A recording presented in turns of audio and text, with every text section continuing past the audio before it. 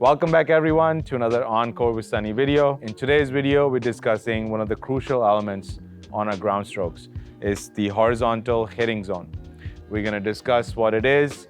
We're gonna discuss how our racket moves through the hitting zone for all different types of shots that we're trying to hit. And just one key element that remains consistent through any shot we're trying to hit, which will result in a more consistent and a powerful strike. So let's dive in. So let's start by understanding what the hitting zone is. And it's, if I take an example on my forehand side, if I am from my backswing, from this moment around here to my contact and a little bit after my contact, that's generally gonna be my hitting zone.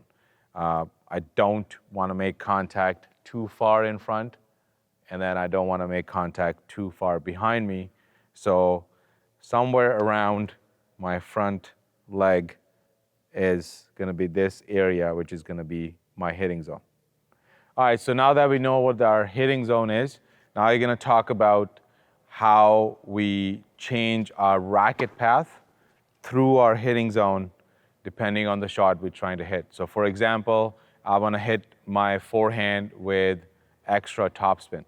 If I'm bringing my racket back before and during the hitting zone, my racket needs to travel on a steeper angle in order to create more revolutions on the ball.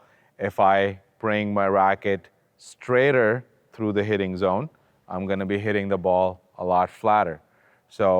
But one thing that remains consistent, whether I'm hitting an extreme topspin or an extreme flat shot or anything in between, is going to be my racket face pointing towards the target throughout the hitting zone. The mistake I see a lot of players make is from here and they're trying to cover the ball on top and they're changing the angle of the racket in the hitting zone, or a lot of times stopping the racket this way too. You see that a lot with beginners as well, where they think if they stop the racket, turn it in their hand, they can control the ball a bit better.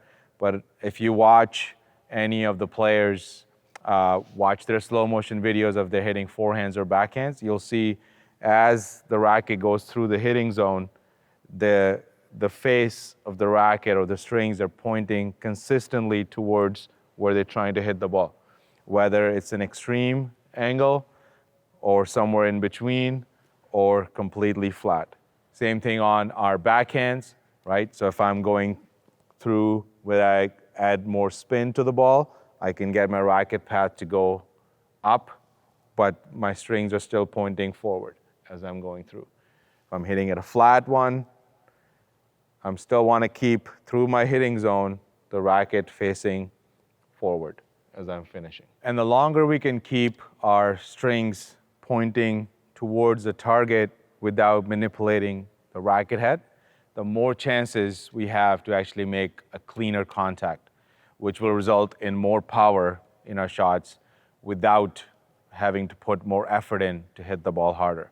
Just by getting a cleaner strike, by giving the racket the maximum chance of making good contact, because we're trying to keep the racket face consistent through the hitting zone, we'll get a lot cleaner shots. All right, so now look at our slices as well, because here I see a lot of people make the mistake of having our racket face or our strings way too open through the hitting zone. So just have this other racket too to show you the angle of the face.